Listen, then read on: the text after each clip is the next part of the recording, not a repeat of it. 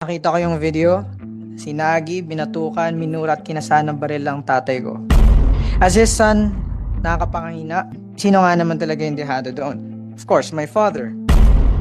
He chose to forgive the man kahit na siya yung naagrabyado. Kung ipapakita natin na takot tayo sa ating mga kababayan, yun na din ang magiging paraan ng pamumuhay nila habang buhay.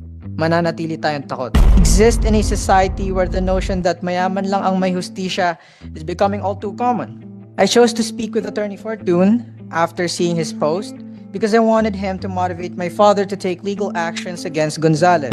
Hindi ko alam ang magiging desisyon mo. But as your son, nire-respeto kita sa desisyon na gagawin mo. Mr. Earl Banjula, the son, you want to say something?